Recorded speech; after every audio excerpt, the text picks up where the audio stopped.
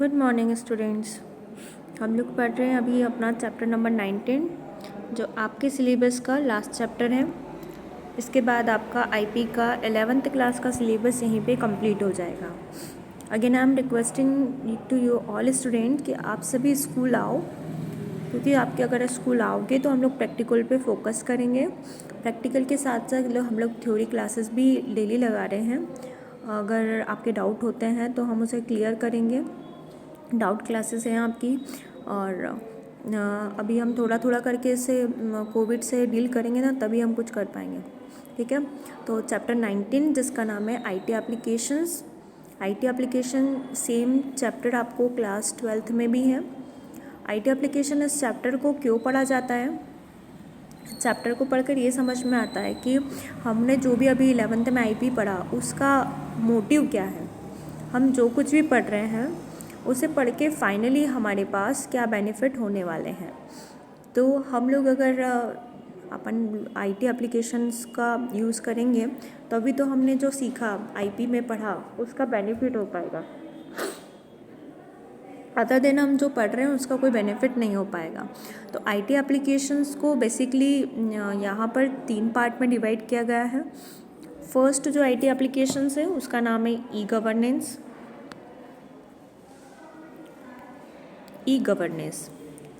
Second जो है उसका नाम है ई बिज़नेस।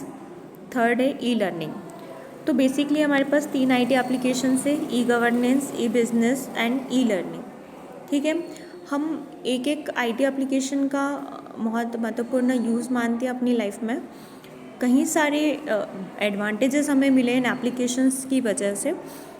सो यहाँ पर स्टार्टिंग में अगर इंट्रोडक्शन की बात की जाए तो नए या मौजूद आईटी हार्डवेयर और सॉफ्टवेयर प्रौद्योगिकी और ग्राहकों की आवश्यकता की ज़रूरतों के बीच स्थित विशिष्ट बनाने के लिए अनुसंधान और विकास कार्य किया जाता है। उचित हार्डवेयर और सॉफ्टवेयर और अनुरूप अनुप्रयोग के संयोग को ग्राहक की समस्या के लिए अच्छी तरह से आईटी समाधान प्रदान करता है। इसका मतलब ये है कि जितने भी हम आईटी एप्लीकेशंस बनी हैं उन आईटी एप्लीकेशंस का बेस क्या रहा है, क्यों हमने एप्लीकेशंस बनाई है। एप्लीकेशन तभी बनाई जाती है जब मार्केट में कोई प्रॉब्लम आती है। मतलब कि जितने भी हम ह्यूमन बींग्स हैं, तो हम ह्यूमन बींग्स में यदि कोई प्रॉब्लम आती है, उन्हें लगता है कि इस प्रॉब्लम का कोई सोल्यूशन ढूंढा जा सकता है, तो हम पहले प्रॉब्लम्स के बेसिस पे कुछ सॉल्यूशन डिटरमाइन करते हैं। उन सॉल्यूशन के अकॉर्डिंग एप्लीकेशन बनती है। कुछ कॉमन जो प्रॉब्लम्स नॉर्मली लाइफ में आती है उन्हीं के सॉल्यूशन के लिए हम लोग आईटी एप्लीकेशंस बनाते हैं। फर्स्ट जो आईपी की एप्लीकेशन है ई गवर्नेंस, सेकंड जो आईटी एप्लीकेशंस है उसका नाम है ई बिज़नेस, और थर्ड जो आईटी एप्लीकेशन है उसका नाम है ई लर्निंग। ई गवर्नेंस का उपयोग करके कई सारी सफलताओं को हम लोगों ने अर्जित किया है। ई गवर्नेंस अनुप्रयोग, मॉडल, सफलताएं, सीमाएं और संभावनाएं सरकार की आम नागरिकों के उपलब्ध सुविधाओं को इंटरनेट के माध्यम से उपलब्ध कराना है। ई गवर्नेंस या ई शासन कहलाता है। ई गवर्नेंस और ई शासन का मतलब क्या बता रहे हैं वो? ई गवर्नेंस यानी कि अनुप्रयोग, मॉडल्स, मतलब ये बताना चाह रहे हैं कि गवर्नमेंट चाहती थी कि जो भी कॉमन पीपल है उन कॉमन पीपल को हमारी जो भी फैसिलिटी आ रही है या जो भी हमारी जो भी वैकेंसीज निकलती हैं या जो भी हम फैसिलिटी निकाल रहे हैं उन फैसिलिटी तक की पहुंच नहीं हो पा रही है, उन्हें वो सुविधाएं नहीं मिल रही है। तो उन तक सुविधाओं को पहुंचाने के लिए, उन तक जो भी फैसिलिटी मिल रही है उसे भेजने के लिए ई गवर्नेंस वेबसाइट्स का यूज़ किया जाता है। ई गवर्नेंस की एप्लीकेशन का यूज़ किया जाता है। ई गवर्नेंस अनुप्रयोग, मॉडल, सफलताएं, सीमाएं और संभावनाएं सरकार की आम नागरिकों के लिए उपलब्ध सीमाओं को इंटरनेट के माध्यम से उपलब्ध कराना है। मीन्स गवर्नमेंट की जो भी स्कीम्स हैं, जो भी फैसिलिटीज़ हैं, उनको एक कॉमन पीपल तक पहुंचाने के लिए हम लोग ई गवर्नेंस वेबसाइट का यूज़ करते हैं। ई गवर्नमेंट से अभिप्राय सरकार द्वारा सेवाओं एवं सूचनाओं को जनता द्वारा प्रयुक्त किए जाने वाले विद्युत सामानों यानी इलेक्ट्रॉनिक संसाधनों का उपयोग करते हुए उन तक जन साधारण तक उपलब्ध कराना है। इस प्रकार के सूचना प्रदाता साधन के रूप में जाने जाते हैं। सूचना प्रौद्योगिकी के प्रयोग से सरकार को जनता एवं अन्य अभिकरणों की सूचनाओं के प्रसार हेतु प्रक्रिया को दक्ष, त्वरित और पारदर्शी बनाने तथा प्रशासनिक गतिविधियों के निष्पादन में सुविधा रहती है।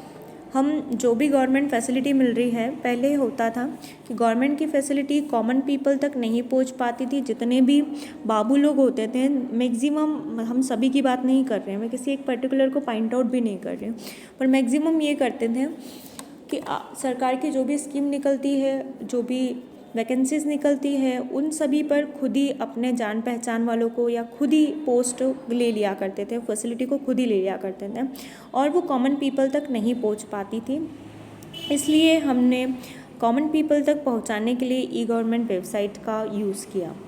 ई गवर्नेंस की क्या क्या श्रेणियां हैं? ई गवर्नमेंट की श्रेणियां भारत एवं विश्व के कई देशों में ई गवर्नेंस के कई रूप में परिवर्तित मिलते हैं। स्थूल रूप से ई गवर्नेंस संबंधित परियोजनाओं को सेवा प्रदान करने की दृष्टि से 5 श्रेणी में विभक्त किया है।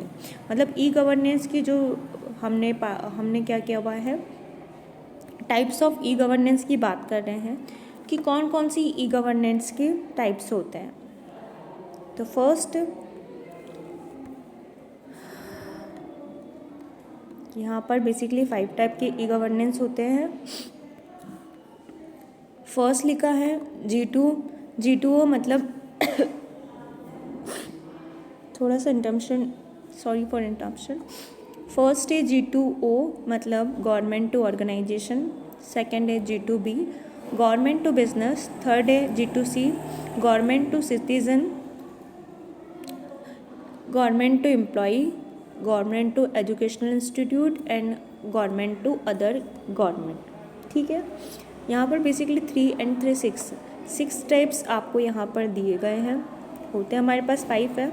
G2C मतलब गवर्नमेंट की कोई भी फैसिलिटी जब गवर्नमेंट तक पहुँचाई जाएगी, मतलब इलेक्ट्रॉनिक मीडियम के माध्यम से या किसी एप्लीकेशन के माध्यम से एक गवर्नमेंट अपनी दूसरी गवर्नमेंट को अपनी इन्फॉर्मेशन प्रोवाइड करती है, तो उसे हम G2G कहते हैं। G2G मतलब गवर्नमेंट टू गवर्नमेंट। इसके बाद नेक्स्ट है G2C मतलब गवर्नमेंट टू कस्टमर, जो भी गवर्नमेंट टू सिटीज़न, यानी कि सरकार की जो भी फैसिलिटी है वो आम जनता तक पहुंचाई जाएगी। नेक्स्ट है G2B। G2B का मतलब है कि गवर्नमेंट की फैसिलिटी कहाँ तक भेजी जाएगी? व्यवसाय मतलब बिजनेसमैन तक या बिजनेस तक भेजी जाएगी। Government to business. देन है गवर्नमेंट टू एम्प्लॉय। ई मतलब एम्प्लॉय, सारी गवर्नमेंट की फैसिलिटी उसमें उसके जितने भी गवर्नमेंट कर्मचारी है वहाँ तक भेजी जाएगी, तो हम इसे बोलते हैं गवर्नमेंट टू एम्प्लॉय। G2C मतलब गवर्नमेंट टू सिटीज़न, यानी आम नागरिक तक। इस प्रकार से हमारे पास कुछ क्लासिफिकेशन दिया हुआ है ई गवर्नमेंट वेबसाइट का। देन हमारे पास पॉइंट है ई गवर्नमेंट की क्या क्या विशेषता है। इसमें प्रशासनिक नेतृत्व और प्रौद्योगिकी का एकीकरण हो जाता है, मतलब कि जितने भी गवर्नमेंट है की फैसिलिटीज़ हैं और जितने भी बिजनेसमैन हैं सब लोग आपस में कोरिलेट हो जाते हैं, एक साथ हो जाते हैं। जितने भी गवर्नमेंट की, इसमें क्या होता है, प्रशासनिक नेटवर्क और प्रौद्योगिकी का एकीकरण हो जाता है, मतलब कि जितने भी गवर्नमेंट फैसिलिटीज़ हैं और जितने भी बिजनेसमैन हैं सब लोग आपस में एकत्र होकर काम कर पाते हैं।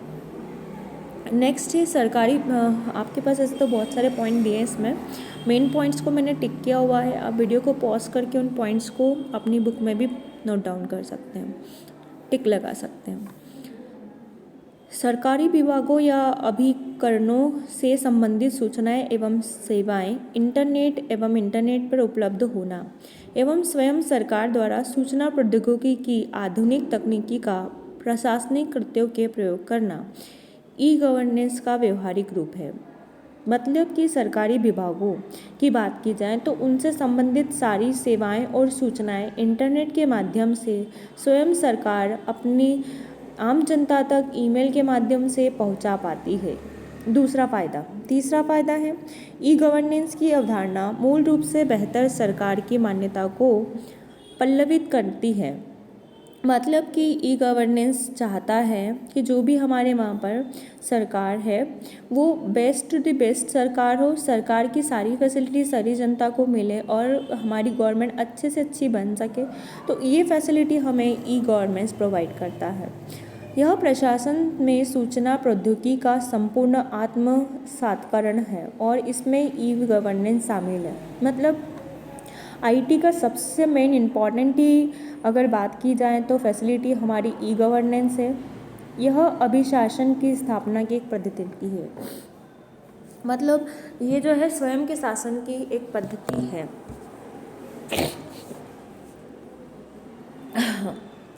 इस व्यवस्था में कागजी कार्यवाही में कमी आती है क्योंकि हम चाहते हैं कि हम सभी के सभी कार्य डिजिटल कर पाएँ और सारे डिजिटल काम करने के लिए हम लोग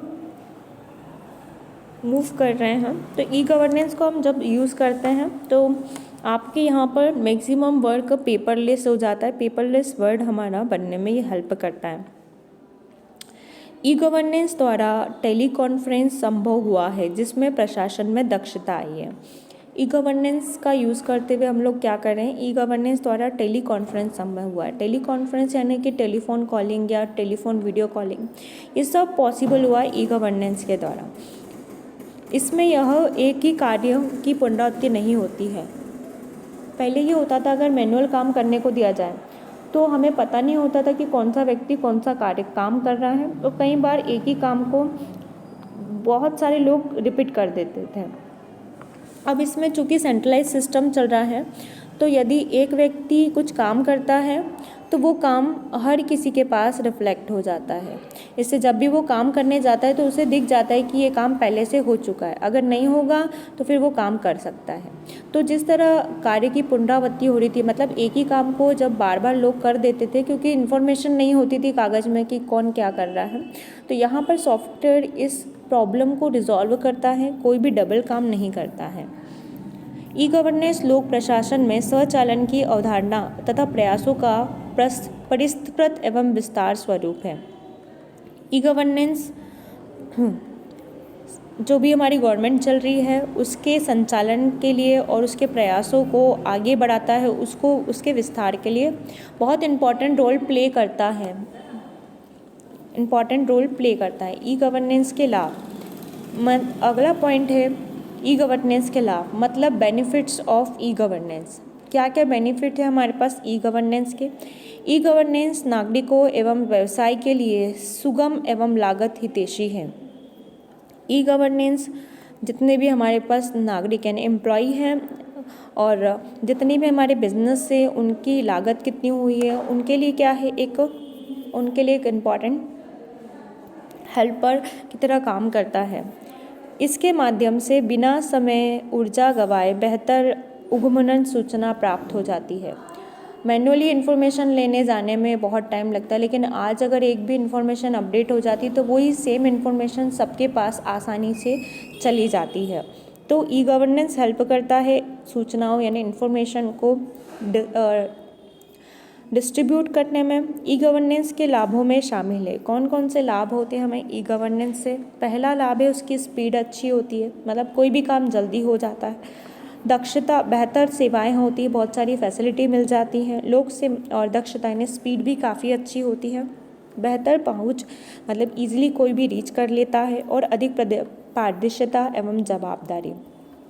अगर कोई भी मिस्टेक होती है तो हमें पता होता है कि ये वर्क किसके अंडर में है, तो हम जल्दी डिटेक्ट कर पाते हैं कि किस वर्सन की वजह से कौन वर्सन इस प्रॉब्लम का रिस्पॉन्सिबल है। और क्या होता है, अधिक पारदर्शिता एवं जवाबदारी। कहने का मतलब है कि अगर यहाँ पर ट्रांसपेरेंसी है, जिस तरह हम बोलते थे कि पहले क्या करते थे, जो भी बाबू लोग होते थे वो बीच में ही प्रॉब्लम करके आपकी बात को मतलब बीच में रख लेते थे और आप तक, आम जनता तक वो बात नहीं पहुंचने देते थे।